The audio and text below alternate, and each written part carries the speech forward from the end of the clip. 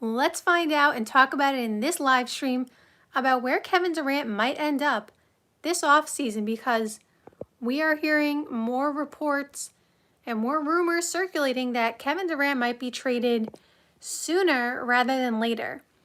Like, we were hearing about the Giannis thing and all that, and that's pretty much died down, at least for now. And now the talk of the town is, where is Kevin Durant going to go? And he might get traded this week, apparently. That's what I heard. I mean, what I heard is what you heard, right? From the news, the reporting. So let's talk about where I think Kevin Durant could end up. Now, Kevin Durant, at this stage in his career, I still think can help so many teams in the NBA. I know Kevin Durant is a polarizing player in terms of like his online, talking to people, responding to people who are sending hate comments or whatever. And I know people have questioned his ability to lead a team and whatever. But whatever you think about Kevin Durant in terms of his leadership or, the Twitter, whatever thing, Kevin Durant as the player can help so many teams. Like, he doesn't have to be, okay, the easiest answer to exemplify that is obviously when he was on Golden State. Like, Steph Curry was there, and, everyone will say Draymond, although Steph Curry is a leader too, but everyone will say Draymond Green is obviously, at least back then, and still now, one of the emotional leaders and all that kind of stuff, right? So Kevin Durant was awesome there, and he was cooking everybody every night and averaging, crazy numbers in Golden State, and they won championships and stuff like that. Sorry, the floor is creaking again. I don't know why it does that. But I say all that to say, I don't think... Okay, so let's talk about the teams that are supposedly in the mix for Kevin Durant, and then I think it'll make more sense. So the Houston Rockets, let's talk about them. So I believe I said in a video a while ago, look out for the Houston Rockets for Kevin Durant. And I said maybe Devin Booker, depending on who they're trying to get, but Kevin Durant for sure, because the Houston Rockets have the Phoenix Suns picks, and the Phoenix Suns are desperate to get any picks, but especially their picks back, because similar to the Milwaukee Bucks, the Phoenix Suns cannot go into a rebuild mode if they don't have their own picks. Because, like, if they're rebuilding and they're not, they're going to be bottom of the league, it doesn't matter because they don't have their picks to draft anybody with them. Like, they literally can't be the worst team in the league, because it's only going to benefit someone like the Houston Rockets who has their picks, right? So I said that to say, I said a while ago, look out for the Houston Rockets to talk to the Phoenix Suns to try to make a trade there for either Kevin Durant or Devin Booker. And at this point, it's obviously going to be Kevin Durant, because those picks are so valuable to Phoenix. And I feel like the Houston Rockets have more leverage than any of the other teams who are in talks for Kevin Durant. Now, if KD says, and we don't know what KD wants, but if KD says that's not the team I want to go to, then, like, supposedly they're on the list of, like, his interest, but, like, if he says that's really, like, the last team I want to go to on the list, and he's kind of like, I really don't want to go there, if that makes sense. Again, I don't know what he's thinking. I'm not saying that's what he said. But if that's the case, their leverage, obviously dies down a bit, because I don't think Phoenix is going to send him somewhere where he's going to be unhappy and stuff like that, where he doesn't want to go. But the Houston Rockets, in general terms, I think have more leverage just because they literally have the Phoenix Suns picks. And it doesn't matter necessarily that San Antonio, which is another team who is supposedly in the mix for Kevin Durant, may have more assets. And I don't even know if, they do technically. I think it's kind of close between Houston and San Antonio, depending on how you look at it. But even if you think San Antonio has more assets, if Kevin Durant's okay with going to Houston, Phoenix Suns are going to be like, well, we want our picks back all day, every day, right? As long as they're giving them, other things that they like as well. Because even if whoever they get back from Houston doesn't work out the way they wanted to, and Jalen Green's name has been thrown around, obviously you have to make the salaries match. That's another issue with trading for Kevin Durant we'll get to in a second. You have to make the salaries match for Kevin Durant, and Jalen Green obviously makes, some money out there. So, sorry, the floor is creaking again. And so that obviously makes it easier for them. And that's a young, up and coming, player who was the second pick in the draft. Like, let's not forget, Jalen Green was the second pick, I'm pretty sure. The second pick in the draft. So we're talking about someone who had crazy upside. I was really high on him coming into the draft. Like, I thought he was going to be a really, really, really good player. And he's been good, but like, obviously he hasn't reached the potential that a lot of us thought he would.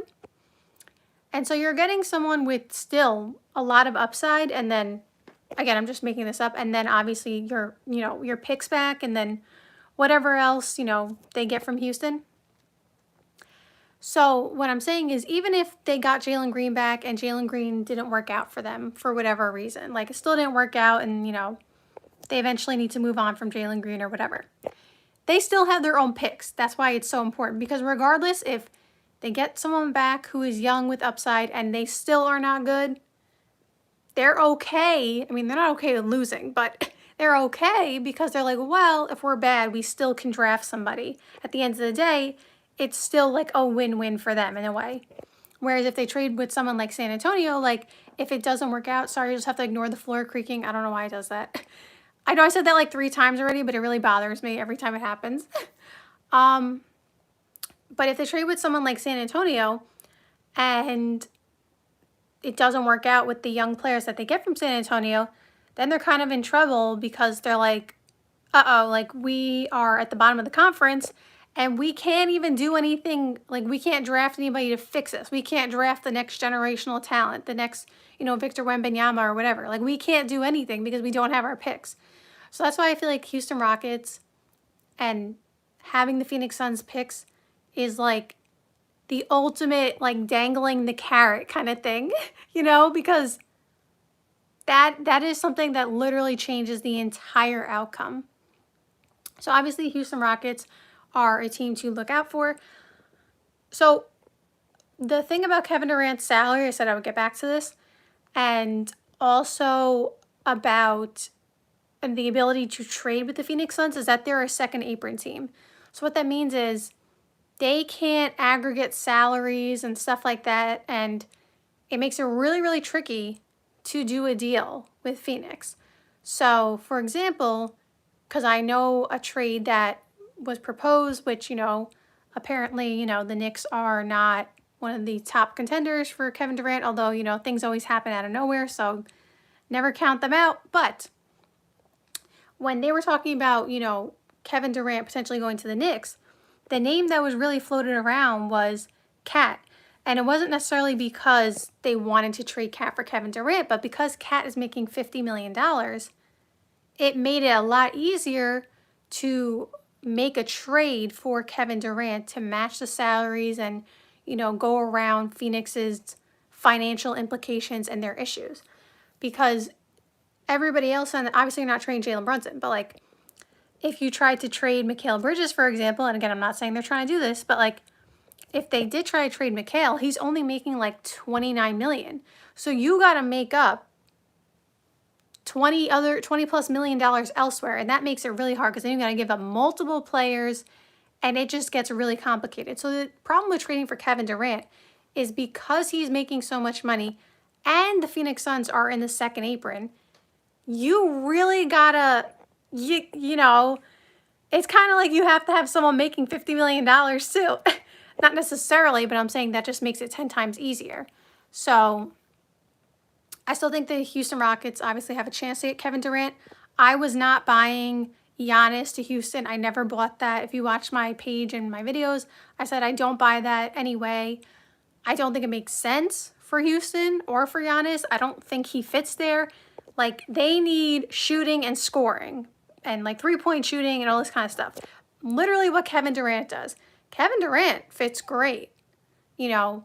My concern is would Houston, and is Houston still too young to compete for a championship? Like, they're still really young. Like, this was their first time, being a second seed since James Harden's been there, right? Like, we're talking about Şengün, who's 23 maybe, I'm not sure. Amen Thompson, 21. Like, Jalen Green's still only like 22. Like, we're talking about so many of these impact players on the roster who are so young. And even if you have Kevin Durant, who is like amazing and so great, and he would make that team 10 times better. And we see the Thunder are really young and they have made the finals. So I'm not saying it's not possible, but what I'm saying is my question about Houston for KD, if he's like, I want to win a ring next year, right? Is Houston still too young to do that?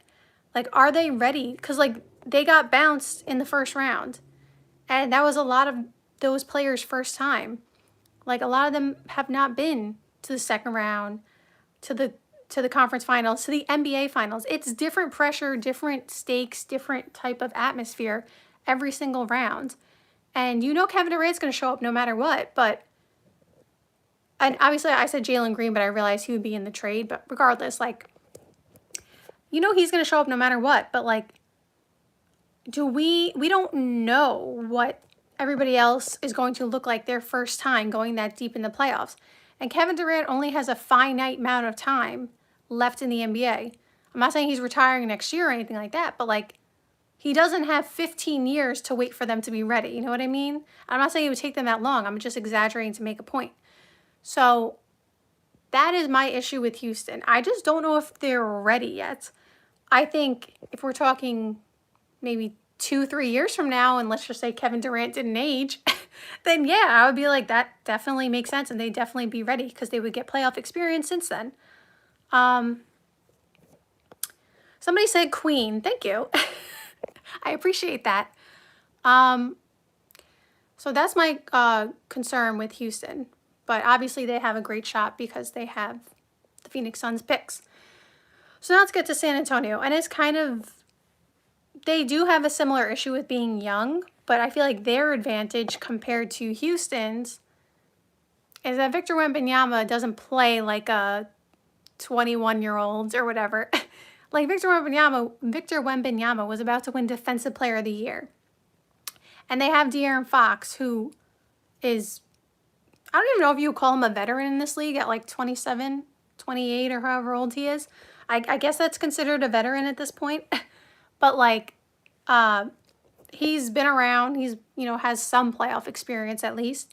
And then I think they would add people in the offseason around Kevin Durant who would be like players who come on like veteran minimums who have been in the playoffs before, just to shore up their roster to contend for a championship.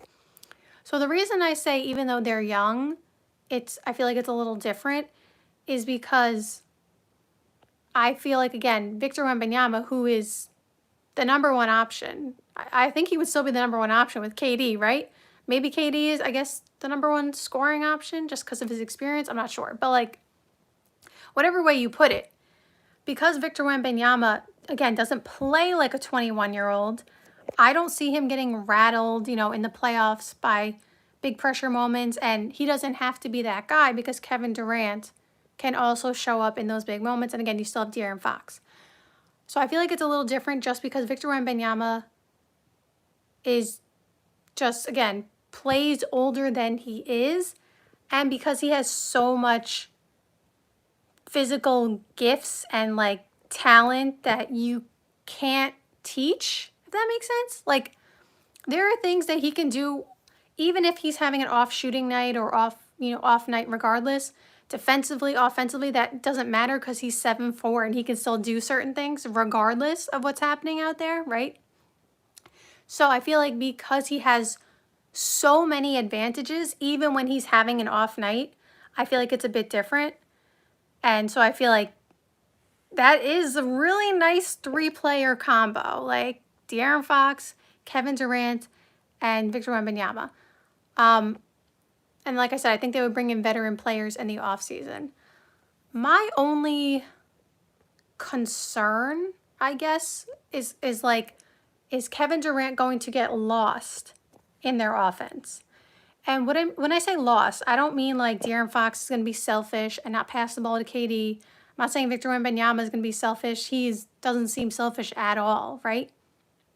I think they're all going to try to feed KD the ball and, get him the shots that he wants and make him, an offensive threat every single night, which he is. But when I say get a little lost, Kevin Durant can create his own shot anytime he wants. I feel like De'Aaron Fox is more of a scoring point guard than like a Chris Paul. Not that he can't get others involved, but I feel like, we know he likes to slash to the basket and stuff like that. And I feel like his style with Kevin Durant, and then you have Victor Wembanyama there as well. I feel like De'Aaron Fox and Victor Wembanyama, when that combo happened, I'm like, oh, top tier, right? My only concern, kind of like what I thought about the Phoenix Suns, is when they got Bradley Beal, and they got Devin Booker, Bradley Beal, and Kevin Durant. I'm like, there's only one ball. Like, is there enough ball to go around, if that makes sense? That is my only concern, sort of concern, because I don't think any of them are selfish in that sense. I don't think anybody would do something in a selfish way. But my only concern is, like, will he get a little lost, if that makes sense? Like, he'll still average his 25, but will it be...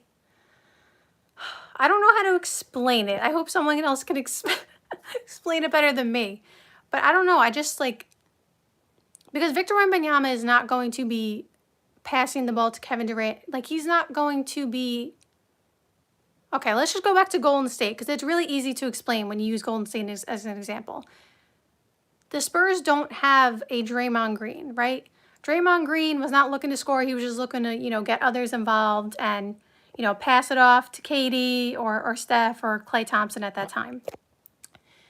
And I feel like the Spurs don't have that player at this moment.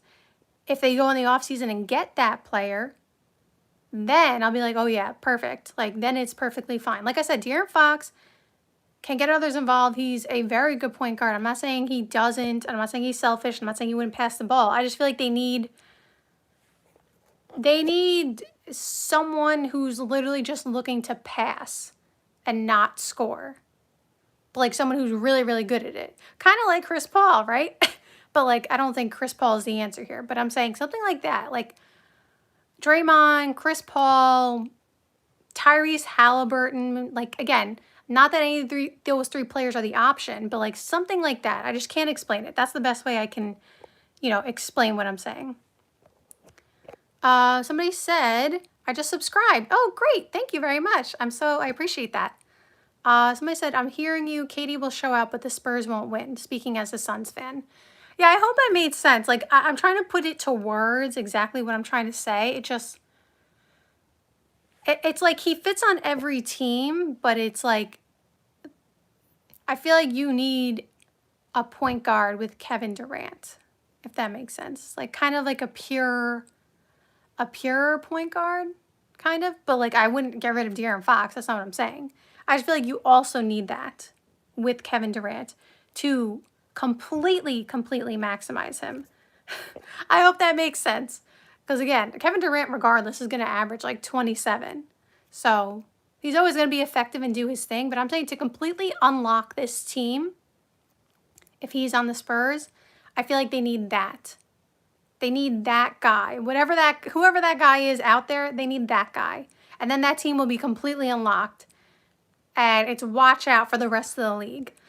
And then the last place that they're talking about, because apparently the Timberwolves are not close on making a deal, is the Miami Heat. And I'm just going to talk quickly on Miami Heat for maybe like 30 seconds, only because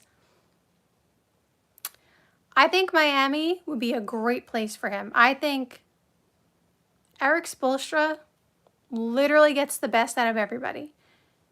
To me, like, I know people are saying like, oh, Miami doesn't have the talent that, maybe as the Spurs have or something like that. And while that may be true, I believe in Eric Spoelstra. I don't care who is on the roster. If Eric Spoelstra is the coach and you have someone like Kevin Durant's caliber, they will find a way to get players who fit around Kevin Durant, and everybody else who is on that roster will be maximized to their top potential. and that team will make some kind of run. Doesn't mean they're going to the finals. I guess it remains to be seen in who they have on the roster. Erik Spoelstra is just unbelievable. It doesn't matter who he has. He literally figures it out no matter what. Now, there's only, so much he could do. Like the roster this season, obviously, they didn't make a deep playoff run, but they traded Jimmy midseason, and it was kind of, a rocky season. So, like, I don't fault Erik Spoelstra at all for, how they ended up going out in the first round. But he just, his basketball mind, like, I don't know how he does it. Every year, it doesn't matter who's on the roster, he literally makes that team just so good. So good. Like, they always exceed expectations. I don't remember when they have underachieved since Erik Spoelstra has been coach. You could say maybe the years after LeBron left, the first couple of years, but like they were going through a transition period, obviously, because LeBron just left. So I feel like at least since like 2020, they've overachieved every year. And obviously the players have something to do with that too. But I'm saying like the buy-in that he gets from everybody, like everybody buys in to Erik Spoelstra's system, the way he coaches, and like it's just crazy. So I think Kevin Durant would be really awesome on that team. I think they would figure out a way to get all the players that fit around him. Listen, never count out Pat Riley, okay? I don't know if he's going to go there, but never count out Pat Riley. So thank you guys so much for watching this live stream. I hope you enjoyed, and see you soon. Bye!